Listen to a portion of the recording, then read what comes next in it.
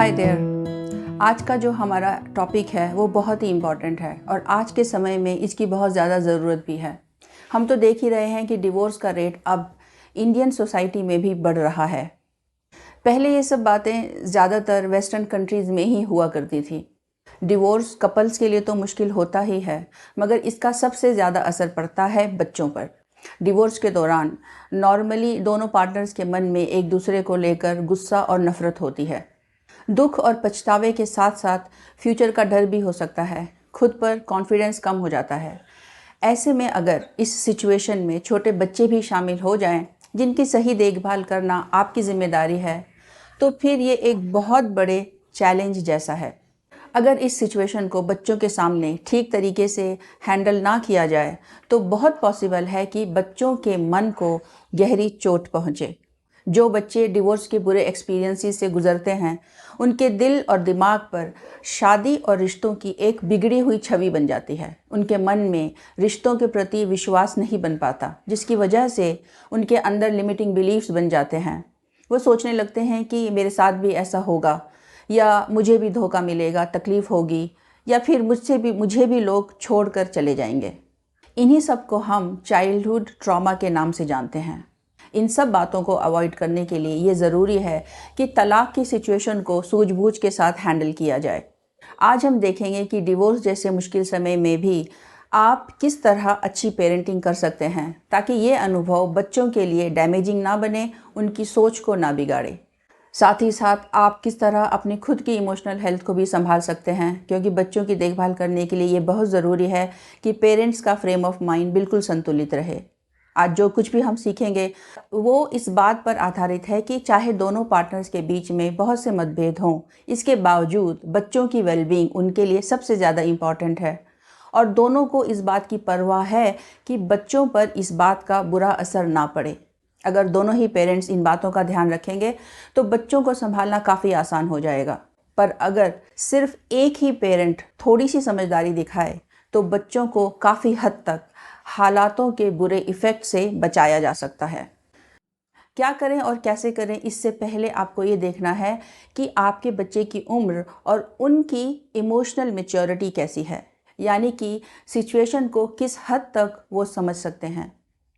तलाक की वजह से फैमिली लाइफ में जो भी चेंजेस आते हैं, उससे तो हर उम्र के बच्चे को स्ट्रगल करना पड़ता है, मगर वो किस तरह से रिएक्ट करेंगे ये निर्भर करता है उनकी उम्र पर, उनकी पर्सनालिटी पर और दोनों पेरेंट्स के साथ उनका रिलेशनशिप कैसा है, इस बात पर। 5-6 साल तक के बच्चे ज़्यादा कुछ समझ नहीं सकते कि क्या हो रहा है या क्या नहीं। अगर वो पेरेंट्स को लड़ते हुए देखते हैं तो घबरा जाएंगे, डरे और सहमे रहेंगे। जैसा कि मैंने अपने पहले की वीडियोज़ में एक्सप्लेन किया है, 6 साल तक की उम्र के बच्चों में ऑटोमेटिक लर्निंग होती है, जिसे हम अनकॉन्शियस लर्निंग भी कहते हैं। इस दौरान सही डेवलपमेंट के लिए छोटे बच्चों को अपने वातावरण में स्थिरता और कंसिस्टेंसी की बहुत ज़्यादा ज़रूरत होती है।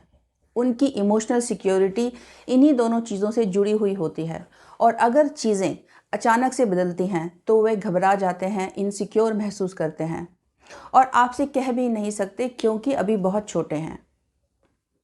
इस उम्र के बच्चों के सामने एक दूसरे के साथ आपका बिहेवियर कैसा है, ये बहुत मायने रखता है। इसीलिए बच्चों के सामने लड़ाई ना करें। चीखना चिल्लाना, एक दूसरे को बुरा भला कहना, ये सब चीज़ें बच्चों के लिए बहुत ज़्यादा नुकसान करेंगी। 6 साल से बड़े बच्चे काफ़ी कुछ समझते हैं, बातें अच्छी तरह से कर लेते हैं, तो आपसे सवाल भी पूछ सकते हैं। अगर आप सीधे सादे शब्दों में उन्हें कुछ समझाते हैं तो वो समझ भी जाएंगे, मगर बहुत कॉम्प्लिकेटेड बातों को वो समझ नहीं सकते और ना ही अपने कॉम्प्लेक्स फीलिंग्स को एक्सप्रेस कर सकते हैं। इस उम्र के बच्चों के सामने भी अपने बिहेवियर का खास ख्याल रखें और इमोशनल ब्रेकडाउन से बचें। टीनेजर्स बातों को काफ़ी अच्छी तरह समझते हैं, रिश्ते बनते हैं, बिगड़ते हैं, ये बात भी वो समझ सकते हैं।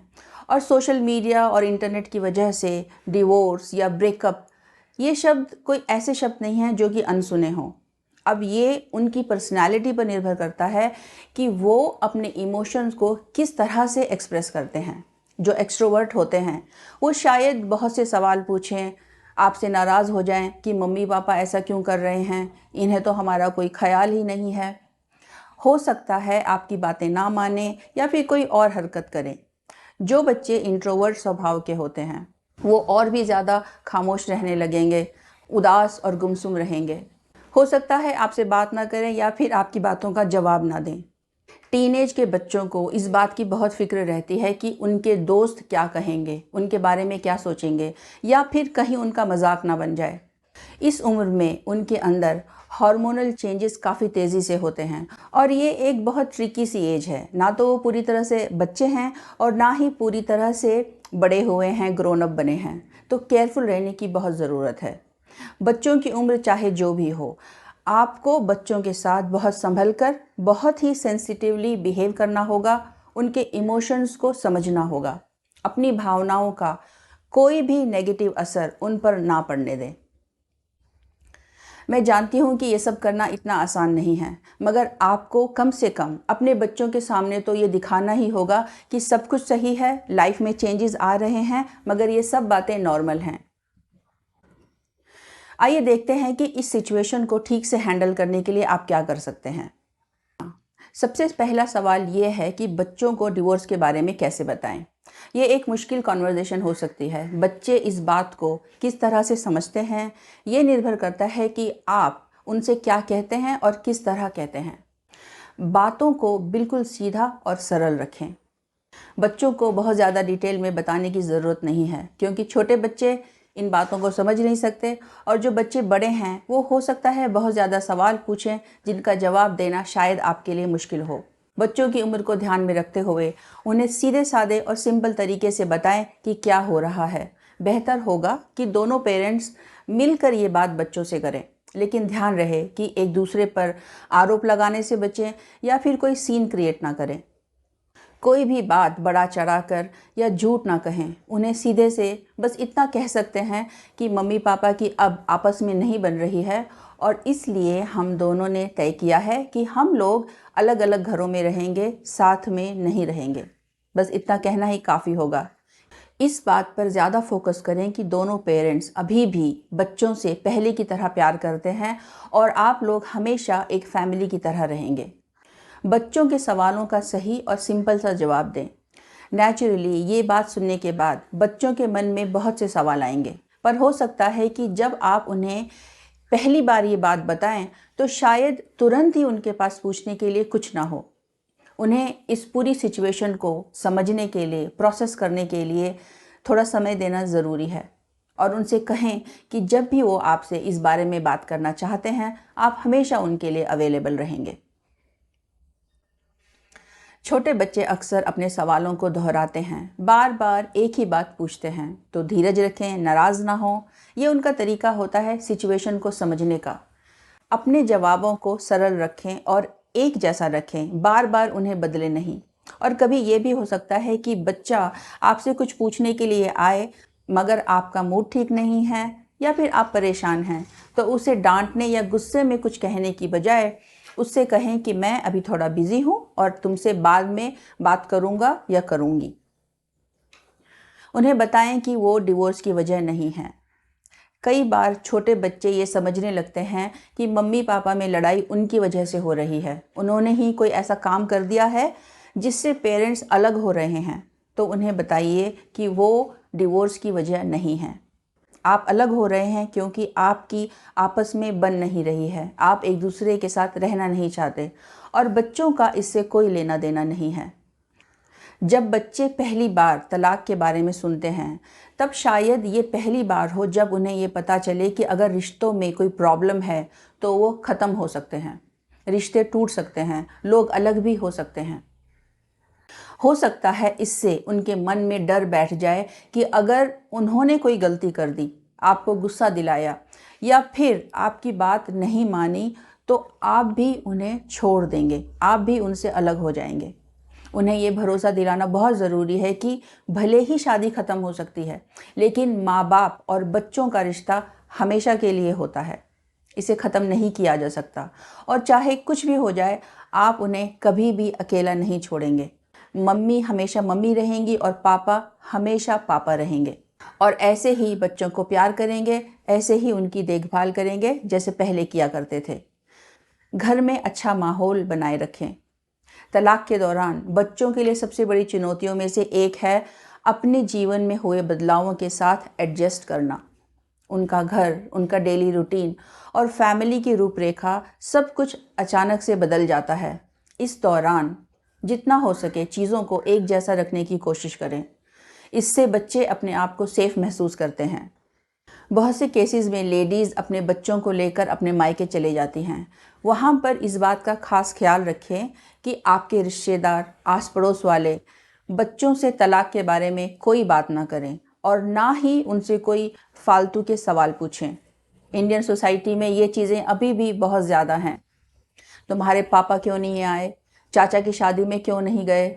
मम्मी से कहो कि दादी से मिलने जाना है। इस तरह की बातें। अपने बच्चों को प्रोटेक्ट करें, ये आपकी ड्यूटी है, वरना उन्हें लगेगा कि उनका परिवार दूसरे परिवारों से अलग है और हो सकता है वो शर्मिंदगी महसूस करें उस बात पर जिस पर उनका कोई बस नहीं है। सभी को पोलाइटली ऐसा करने से मना कर दें। स्थिरता और रूटीन बनाए रखना। कोशिश करें कि उनका रेगुलर रूटीन जैसा है वैसा ही बना रहे, जैसे खाने और सोने का समय, होमवर्क का वक्त या फिर ट्यूशन की जगह वगैरह। उनकी आदतें जो बनी हुई हैं उन्हें छूटने ना दें। इन सब कामों के बच्चे पहले से ही आदी होते हैं और जब ये सब बिना बदले वैसे ही चलते रहते हैं तो बच्चों को यही लगता है कि उनके आसपास की चीज़ें, उनकी रोज़ाना की लाइफ अभी भी पहले जैसी है। ये बातें उन्हें एक सेफ्टी की फीलिंग देती हैं। दोनों पेरेंट्स के साथ पॉजिटिव रिलेशनशिप बनाए रखें।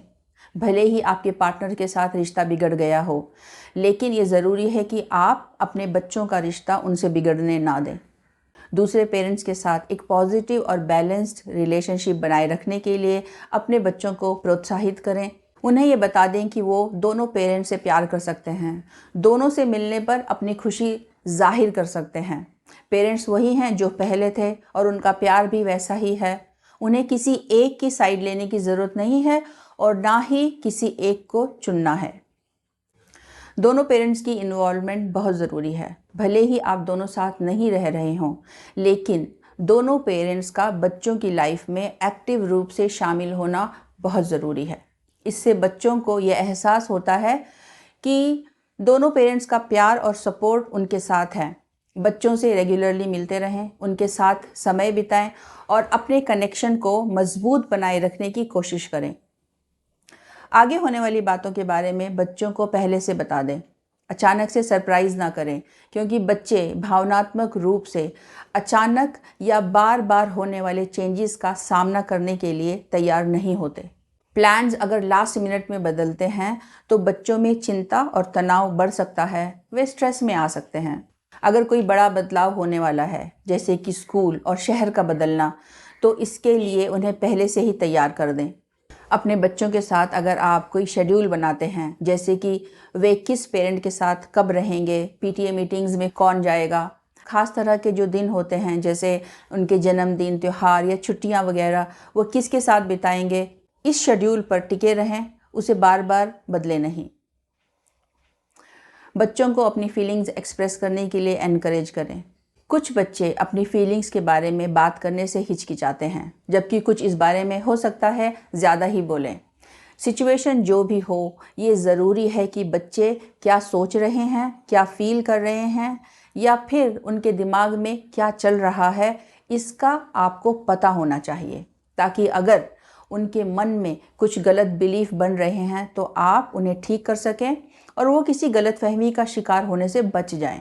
उन्हें बात करने के लिए एनकरेज करें और उनसे पूछते रहें कि तुम्हें कैसा लग रहा है, क्या तुम मुझसे कुछ पूछना चाहते हो, क्या तुम मुझसे कुछ कहना चाहते हो, तुम कैसा फील कर रहे हो वगैरह। और जब बच्चे आपसे बात करने आपके पास आएँ तो बिना टोके या बिना किसी नतीजे पर पहुँचे उनकी बातों को सुनें। उन्हें ये कहकर टाले नहीं कि ये तुम्हारा काम नहीं है, इससे तुम्हारा कोई मतलब नहीं है, तुम अभी बहुत छोटे हो, या इन सब की चिंता मत करो, बस अपनी पढ़ाई पर ध्यान दो। ऐसा कहने से बच्चे भले ही चुप हो जाएं, लेकिन इससे वे अंदर ही अंदर हर्ट हो सकते हैं या उन्हें लगेगा कि उनकी फीलिंग्स कोई मायने नहीं रखती, कोई भी उनकी केयर नहीं करता। अगर बच्चे कोई मुश्किल सवाल करते हैं और आप समझ नहीं पा रहे कि क्या कहें, तो उनसे आराम से कह दीजिए कि मुझे ये नहीं मालूम है और जब मुझे पता चलेगा तो हम तुम्हें बता देंगे। बच्चे जनरली बाद में बातें भूल भी जाते हैं। कभी कभी सिर्फ उनकी बातें सुन लेना ही उनके लिए बहुत मायने रखता है। उन्हें आश्वासन दें। अपने बच्चों को ये भरोसा दिलाएं कि दुखी होना, गुस्सा होना या फिर कंफ्यूज होना बिल्कुल नॉर्मल सी बातें हैं। ये सबके साथ होता है और उनके ये सारे इमोशंस बिल्कुल सही हैं और आप उनकी फीलिंग्स को समझते हैं। उन्हें बार बार याद दिलाएं, उनसे कहते रहें कि वे अकेले नहीं हैं, दोनों ही पेरेंट्स उनके साथ हैं और दोनों ही पेरेंट्स उनको सपोर्ट करते हैं और बहुत जल्दी सब कुछ ठीक हो जाएगा। बच्चों को अपने मनमुटाव से दूर रखना, ये बहुत ज़रूरी बात है, बहुत क्रिटिकल है। बच्चों को कभी भी अपने झगड़े के बीच में ना लाएं। बच्चों को कभी ऐसा महसूस नहीं होना चाहिए कि उन्हें किसी एक की साइड लेनी है या दोनों पेरेंट्स के बीच में मैसेंजर का काम करना है। उनसे जाकर ये कहो, वो कहो या फिर ये पूछना कि उसने क्या कहा, उसने क्या किया, ये सब काम ना करें। अपने आर्ग्यूमेंट्स को बच्चों के साथ कभी भी डिस्कस मत करें। जो बातें आपको करनी हैं वो प्राइवेटली करें या फिर किसी के ज़रिए करें। अपने पार्टनर के साथ आपका जो पर्सनल रिलेशनशिप है उसे अपने पेरेंटिंग रिलेशनशिप से बिल्कुल दूर और अलग रखिए, वरना बच्चों को लगेगा कि वो दो लोगों के बीच फंस गए हैं या फिर वो भी इस प्रॉब्लम का हिस्सा हैं और फालतू में ही बच्चे स्ट्रेस में रहेंगे, डरते रहेंगे कि क्या कहें, क्या ना कहें या फिर क्या करें, क्या ना करें। बच्चों के सामने अपने एक्स स्पाउस के बारे में नेगेटिव बातें ना करें। बच्चों के लिए अपने पेरेंट्स सबसे ज़्यादा प्यारे होते हैं। उनकी इमेज को बिगाड़ना या ख़राब करना सही नहीं है। बच्चों के सामने अपने एक्स पार्टनर की बुराई ना करें, ख़ास तौर पर तब जब डिवोर्स आपस में डिफरेंसेस की वजह से हो रहा हो। इससे बच्चे दुखी तो होंगे ही, पर साथ ही हो सकता है वो एक पेरेंट के सामने दूसरे के बारे में बात करने से डरें या फिर बातों को छुपाएं। माँ बाप में से किसी एक को चुनने के लिए, किसी एक को ही प्यार करने के लिए बच्चों को मजबूर ना करें। उन्हें माँ बाप दोनों की ज़रूरत है। आप दोनों के बीच चाहे कितनी भी नफ़रत हो, कितना भी मनमुटाव चल रहा हो, बच्चों को इन सब से दूर रखें। बच्चों को अपनी तरफ करने के चक्कर में कहीं बच्चे आपसे दूर ना हो जाएं। और ये बात भी जान लेना आपके लिए बहुत ज़रूरी है कि कभी कभी बच्चे अपने एक पेरेंट से सुनी हुई बातों का इस्तेमाल दूसरे पेरेंट को दुख पहुंचाने के लिए कर सकते हैं। अगर बच्चों की कोई बात ना मानने पर वो गुस्से में हैं और नहीं जानते कि क्या कहना है, कैसे रिएक्ट करना है, तो वे बस वही बर्ताव दोहराते हैं जो उन्होंने देखा है। जब बच्चे एक पेरेंट को दूसरे की बुराई करते हुए देखते हैं तो वो भी बदतमीज़ी करना सीख लेते हैं और फिर ये व्यवहार दोनों पेरेंट के साथ हो सकता है जिसे आप बाद में बदल भी नहीं सकते। इसके अलावा अपने बच्चों का फेवरेट बनने की कोशिश में उन्हें ज़्यादा छूट ना दें। जैसे कि उनके लिए आपने जो नियम बनाए हैं उनमें ढील दे देना, ज़रूरत से ज़्यादा पॉकेट मनी देना या वो जो मांगे तुरंत ही दिला देना या फिर उन्हें अपनी मनमानी करने देना। ये सब बातें आगे चलकर आपके और आपके बच्चे दोनों के लिए खराब होंगी। वे इसका गलत फ़ायदा उठा सकते हैं और हो सकता है बुरी आदतों का शिकार बन जाएं। ज़रूरत हो तो प्रोफेशनल मदद लें। तलाक भावनात्मक रूप से बहुत ही डिफ़िकल्ट सिचुएशन होती है। अगर आपको लगता है कि आप बच्चों को ठीक से संभाल नहीं पा रहे हैं, बच्चे डिप्रेस रहने लगे हैं, बात नहीं मानते या फिर बदतमीज़ी करने लगे हैं, तो प्रोफेशनल काउंसलिंग या थेरेपी की मदद लेना अच्छा रहेगा। एक प्रोफेशनल थेरेपिस्ट को पता होता है कि बच्चों से किस तरह बात करें। वो बच्चों को उनके इमोशंस को समझने में और नेगेटिव इमोशंस से छुटकारा पाने में उनकी मदद कर सकते हैं। फैमिली काउंसलिंग के बारे में भी आप सोच सकते हैं। इससे पेरेंट्स और बच्चे दोनों एक साथ मिलकर अपनी फीलिंग्स पर काम कर सकते हैं और सभी के लिए बदलते हुए रिश्तों और हालातों के साथ एडजस्ट कर पाना आसान हो जाएगा। और अब आखिर में जो सबसे इम्पॉर्टेंट बात है वो है खुद का ख्याल रखना। तलाक के दौरान पेरेंटिंग की जिम्मेदारी आपके लिए इमोशनल और फिज़िकल दोनों तरह से स्ट्रेसफुल हो सकती है। क्योंकि बच्चे इमोशनल सपोर्ट के लिए आप पर डिपेंड करते हैं, तो बहुत ज़रूरी है कि आप हर तरह से फिट हों। अपने लिए एक स्ट्रॉन्ग सपोर्ट सिस्टम बनाएं। दोस्तों से, परिवारजनों से, जिनसे भी आप क्लोज़ हैं, कनेक्शन बनाए रखें। कोई बात अगर आपको परेशान कर रही है तो डिस्कस कर लें, सलाह लें, मन में छुपा कर ना रखें। नेगेटिव लोगों से या दखलंदाजी करने वाले रिलेटिव से बचे रहें। प्रोफेशनल हेल्प लेने से डरे नहीं। जैसे आपके बच्चों को थेरेपी की ज़रूरत हो सकती है, वैसे ही आपको भी काउंसलर या थेरेपिस्ट से बात करने का फ़ायदा हो सकता है। तलाक के दौरान डिप्रेशन बहुत आम सी बात है। कई तरह के नेगेटिव इमोशंस उभर कर आते हैं, जैसे गुस्सा, नाराज़गी और दुख। इन इमोशंस को संभालना, इन्हें प्रोसेस करना आपके लिए बहुत ज़रूरी है। तभी आप बच्चों की तरफ पूरा ध्यान दे सकते हैं। अपनी सेल्फ केयर ज़रूर करें, अपने लिए समय निकालें। जो काम आपको रिलैक्स करते हैं, आपको रिचार्ज करते हैं, वो करें। फिर चाहे वो एक्सरसाइज हो, रीडिंग हो या फिर दोस्तों के साथ समय बिताना हो। मेडिटेशन और ब्रीदिंग एक्सरसाइज करने से भी बहुत फ़ायदा हो सकता है। धीरज रखें और हीलिंग के लिए समय दें। तलाक एक प्रोसेस है और सभी को एडजस्ट होने में समय लगता है। शुरुआत में इमोशंस इंटेंस होते हैं, लेकिन समय के साथ साथ सब ठीक हो जाता है। हीलिंग रातों रात नहीं होती, इसलिए अपने और अपने बच्चों के साथ जेंटल रहें। बदलाव में ढलने के लिए सभी को समय देना ज़रूरी है। छोटे छोटे अचीवमेंट्स को सेलिब्रेट करें, चाहे फिर वो नई नौकरी शुरू करना हो, एक फ़न फैमिली आउटिंग हो या फिर सिर्फ एक शांति से गुजरा हुआ दिन। इन पलों को पहचानें और ग्रेटफुल रहें। पॉजिटिव लाइफ के लिए पॉजिटिव एटीट्यूड बहुत ज़रूरी है, इससे बच्चों को भी मदद मिलेगी। तलाक कभी आसान नहीं होता, लेकिन प्यार, पेशेंस और सपोर्ट के साथ आप अपने बच्चों को इस मुश्किल समय से निकलने में मदद कर सकते हैं। कम्युनिकेशन बनाए रखें, स्टेबिलिटी बनाए रखें और बच्चों की फीलिंग्स को समझकर उनके साथ प्यार का व्यवहार करें। मुझे उम्मीद है कि ये सेशन आपके लिए यूज़फुल रहा होगा। इसे अपने परिवार और दोस्तों के साथ ज़रूर शेयर करें, ख़ास तौर पर उनके साथ जो तलाक के दौर से गुज़र रहे हैं और शायद उनको मदद की ज़रूरत है। कमेंट में मुझे ज़रूर बताइए कि ये वीडियो आपको कैसा लगा। जल्दी ही मिलेंगे अगले सेशन में। तब तक के लिए thank you so much for watching.